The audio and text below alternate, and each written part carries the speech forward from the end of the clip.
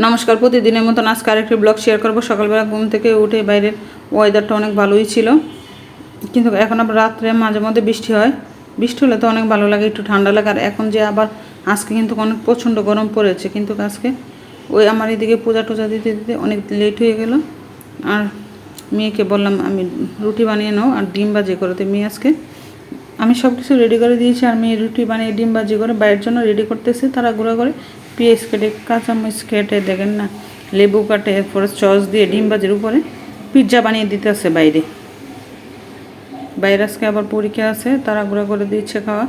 আর sauce ওই কালকে অনেক দিন যাবতে আপনাদের বাইকে বলতেছি যে বাসায় মধ্যে কর্নফ্লাওয়ার নাই, আবার সয়া সস নাই, টমেটো সস নাই, সবগুলোই নাই বাসায়। তারপর কালকে নিয়ে আসলো টমেটো সস, সয়া সস আর একটা কর্নফ্লাওয়ার। কারণ কর্নফ্লাওয়ারের জন্য কিছু একটা বানাতে পারি না বাসায়। আর আমার ছেলে তো চিকেন ফ্রাই অনেক পছন্দ করে, তো আজকে অনেক দিন যাবতে বলতেছে চিকেন ফ্রাই খাওয়ার জন্য। তো বাসায় কর্নফ্লাওয়ার ছিল না, তো ওই জন্য কর্নফ্লাওয়ার নিয়ে আসলো। আর ওইদিকে ছেলের জন্য দেখেন না রুটিকে কীভাবে রোল বানিয়ে দিচ্ছে মেয়ে। এইভাবে বানালে খেতে নাকি অনেক ভালো লাগে তাদের কাছে। সস থাকলে তো সস যেভাবে দেয় এইভাবে খেতে ভালো লাগে। সসের একটা বোতল আনলে আমাদের বাসায়, কার বাসায় কয়দিন যায় আমি জানি না, আমাদের বাসায় 5 দিন যায় কি না সন্দেহ আছে। ওই জন্য আমি কী করি, বোতল না আনতে বলি, আমি বলি ছোটো প্যাকেটগুলো দেওয়া আছে, মিনি প্যাকেটগুলো, এইগুলো নিয়ে আসবা, কারণ এইগুলো আনলেই ভালো হয়। আর বোতল আনলে অল্প কয়দিনই শেষ হয়ে যায়, কালিও সস খেয়ে ফেলবো। আমার ছেলে এরকম।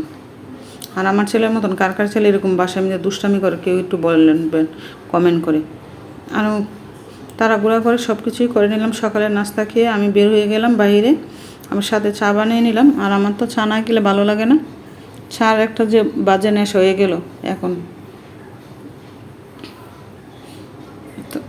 তো এদিকে আমার মেয়ে আবার আমাকে বানিয়ে দিচ্ছে, বলছে তুমি খেয়ে যাও। তো আমি চাটা খেয়ে তারপর ছেলেকে নিয়ে গেলাম। তারপরে আমি একটু, যেহেতু 2 ঘন্টা পরীক্ষা, বাসায় আবার আসবো, আবার যাব, ওই জন্য পার্কে একটু বসেছিলাম। আর দেখেন বসে অনেক দৃশ্য দেখলাম, অনেক ভালো লাগলো। মেয়েরা কীভাবে সেলফি উঠাচ্ছে।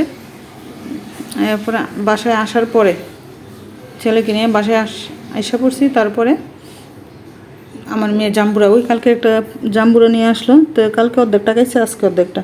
তারপরে আমি আসার পরে জাম্বুরা ভর্তা বানিয়ে আমাকে দিল, বলতেছে মা তুমি বাইরে রোদ্র থেকে আসছো, এখন জাম্বুরা ভর্তা খাও। তারপর আমি খেয়ে নিলাম। তারপর আমি ওইদিকে ডালটা আবার সিদ্ধ করে রেখেছিল, আমি আইসে ডালটা বাগার দিয়ে নিলাম।